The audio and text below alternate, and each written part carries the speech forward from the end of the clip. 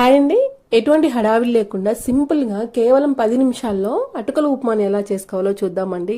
వారం అంతా ఇడ్లీ దోశ అవే కాకుండా మనము ఇలా అప్పుడప్పుడు చేంజ్ కోసం ఇలా అటుకుల ఉప్మా చేసేస్తే చాలా టేస్టీగా ఉంటుంది. దానికోసం మనం ఫస్ట్ ఒక కడాయి పెట్టుకొని 2 స్పూన్స్ ఆయిల్ వేసుకొని ఆయిల్ హీట్ అయిన తర్వాత జీలకర్ర ఆవాలు నెక్స్ట్ పచ్చిశనగపప్పు అల్లం తురుము పచ్చిమిర్చి వేసుకొని బాగా ఫ్రై చేసేసుకోవాలండి.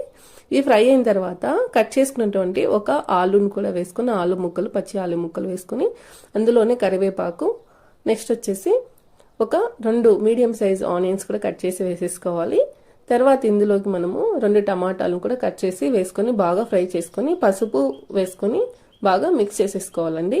తర్వాత ఇది మగ్గేలోపు మనము వాటర్లో అటుకులు వేసుకొని బాగా నానిన తర్వాత కొంచెం పక్కకు నీళ్లు ప్రెస్ చేసి పక్కకు పెట్టుకోవాలండి. తర్వాత కొంచెం సాల్ట్ యాడ్ చేసేసుకొని మనము ఆల్రెడీ నానబెట్టుకున్నటువంటి అటుకులను కూడా వేసుకొని బాగా మిక్స్ చేసేసుకోవాలండి. అంతే మిక్స్ చేసేసుకొని ఇందులోకి మనము కట్ చేసి పెట్టినటువంటి కొత్తిమీరని చల్లుకొని లాస్ట్లో ఒక నిమ్మకాయని పిండుకుంటే ఎంతో టేస్టీగా ఉండే అటుకుల ఉప్మా రెడీ అండి. Thank you for watching.